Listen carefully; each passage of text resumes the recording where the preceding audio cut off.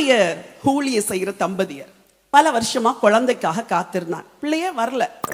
அப்போ அந்த சர்ச்சுக்கு நாங்கள் மினிஸ்ட்ரிக்கு போனப்போ உற்சாகமா ஊழியம் செய்கிறாங்க.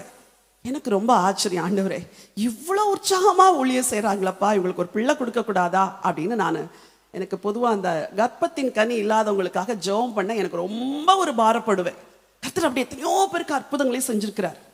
அப்போ அந்த வருஷம் ஜெபம் பண்ணிட்டு வந்துட்டோம். இந்த சகோதரி திடீர்னு ஒரு நாள் அவங்களுக்கு இனிமே பிள்ளை பிறக்காது என்று எல்லாரும் முத்திரை போட்டுட்டாங்க. சர்ச்சே முத்திரை போட்டுருச்சு, இனிமே எங்க பாஸ்டருக்கு குழந்தை பிறக்க போகுது அப்படின்ட்டு. திடீர்னு அந்த அம்மாவுக்கு ஒரு நாள் பயங்கர அல்சர் பெயின்.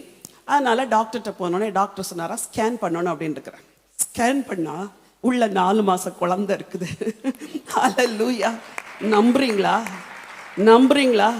ஸ்திரீகளுக்குள்ள வழிபாடு நிற்கக்கூடியத ஒரு அந்த காலகட்டத்திலையும் அற்புதங்களை செய்கிற ஒரு தேவன். 4 மாச குழந்தை அழகா பெற்றெடுத்தாங்க, ஆண்டவருக்காய் பிரதிஷ்டை பண்ணாங்க. இன்னைக்கு மகிமையாய் ஆண்டவருக்கு ஊழியம் செய்து கொண்டிருக்கிறார்கள். ஆண்டவர் உங்கள் சிறையிருப்பை திருப்பும் பொழுது சொப்பனம் காண்கிறது போல இருக்கும். எப்படி இருக்கும்?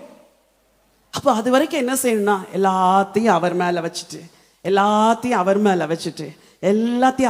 வச்சுட்டு அப்பா நீங்க பார்த்து கொள்ளுவீங்க, தயவு செய்கிற காலம் எனக்கு வரப்போகுது அப்படின்னு சொல்லணும்.